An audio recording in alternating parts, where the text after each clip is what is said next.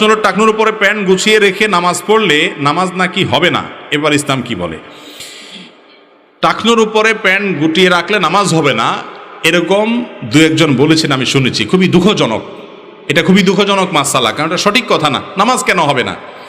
বরং পুরুষের পোশাক, প্যান্ট, জামা, পাজামা, চাদর, লুঙ্গি, এই উপর থেকে যে পোশাকগুলো নিচে যায়, সেই পোশাকগুলো তার টাকনুর উপরে থাকতে হবে। সেটা নামাজের আগেও, নামাজের পরেও, নামাজের সময়ও, সর্বাবস্থা। একটি হাদিস আছে আবু দাউদে, যে কোনো ব্যক্তি যদি টাকনুর নিচে পোশাক পরে তাকে বলা হয় মুসবিল। হাদিসের ভাষায় মুসবিল ব্যক্তির ইবাদত কবুল হবে না। এই জন্য অনেক উলামা ইকরাম নামাজের আগে এটা গোটায় নিতে পারেন। অনেক মসজিদের ইমাম সাহেবরা ঘোষণা দেন যে যাদের নামাজ টাকনুর নিচে প্যান্ট আছে তারা উঠায় নেন, বলে কি বলে না? তো এটা আসলে নামাজের সাথে কোনো রিলেটেড না, বরং একজন পুরুষ তার টাকনুর উপরে প্যান্ট পোশাক এটা নামাজের বাইরে অন্যান্য সময়ও তাকে পড়তে হবে। একজন মানুষ অন্যান্য সময় গুনাহে লিপ্ত হয়, নামাজের সময় ওই যে আবু দাউদে বর্ণিত হাদিসটা, ওটা সনদের ভিতরে কিছুটা আপত্তি আছে, দুর্বলতা আছে। তো ওই হাদিসের ভিত্তিতে বা যে কারণে হচ্ছে নামাজের সময়ও আল্লাহ নাফরমানি করবো, এই জন্য সে যদি প্যান্ট গোটায় ওইটা নিষেধ না।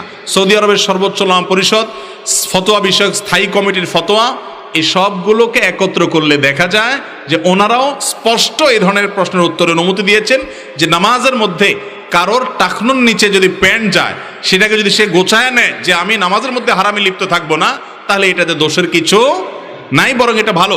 কিন্তু এই ভালো কাজটা আরো ভালো হবে যদি নামাজের পরেও তিনি এইভাবে থাকেন। কথা কি বুঝাতে পারছি? এখানে একটা সূক্ষ্ম ঝামেলা আছে, সেটা হলো যারা বলছেন নামাজ হবে না, ওইটার আর একটা ভিত্তি আছে। ভিত্তিটা হলো নবী করিম সাল্লাল্লাহু আলাইহি সাল্লাম জামার, হাতা ইত্যাদি গোটায় নামাজ পড়তে নিষেধ করছেন। আমরা অনেকে এরকম হাতা গোছায়, হয়তো ওজুর জন্য গোছাইছি, ওই গোছানো অবস্থায় নামাজ পড়তেছি, আছে না নাই? এটা নামাজের আদবের খেলাফ, শানের খেলাফ, হাদিসেও নিষেধ আছে। আপনি কোনো গণ্যমান্য ব্যক্তির সামনে যখন যাবেন তার অফিসে, তো জামাটা মেরাম গোছায় যাবেন না, বরং সব ছেড়ে ছেড়ে দিয়ে পরিপাটি হয়ে ভদ্র সভ্য মানুষের মতো যাবেন, ঠিক না ঠিক? তো আল্লাহর সামনে দাঁড়ানোর আগে আল্লাহ কোরআনে বলেছেন, ইয়া বানি আদম খুযু যিনাতাকুম ইনদা কুল্লি মসজিদ, প্রত্যেক নামাজের সময় সুন্দর পোশাক আশাক এবং পরিপাটি হও যতটুকু তোমার সাধ্যে আছে এর মধ্যে থেকে। অতএব নামাজের মধ্যে এরকম জামার হাতা টাতা এগুলা গোছায় রেখে নামাজ পড়া উচিত না, মাকরু। তো এই জন্য ওই প্যান্ট গোছানোটাকে অনেকে ওইটার সাথে মিলায়, ওইটা আর এটা এক না। কারণ প্যান্ট গোছানোটা তো ওই টাকনুর নিচে যে হারাম হচ্ছে, সে হারাম থেকে বাঁচার জন্য, বিধায় সেই গোছানোটা দোষের না। দোষের হলো শুধু নামাজের সময় গোছাইলেন, অন্য সময় আবার টেনে দিলেন, এটা হলো দোষের। কথা কি বুঝাতে পারছি? এরপর প্রশ্ন হলো, আমি ফজরের সুন্নত নামাজ ঘরে পড়ে যদি মসজিদে গিয়ে দেখি জামাতের আগে আমার হাতে সময় আছে, তাহলে 2 রাকাত দুহুল মসজিদ নামাজ পড়া যাবে কিনা? দেখেন, ফজরের আগের সুন্নতটার ক্ষেত্রে নবী করিম সাল্লাল্লাহু আলাইহি সাল্লামের সিস্টেম ছিল বাসা থেকে সুন্নত পড়ে আসতেন আর জামাত দাঁড়ায় যাইত।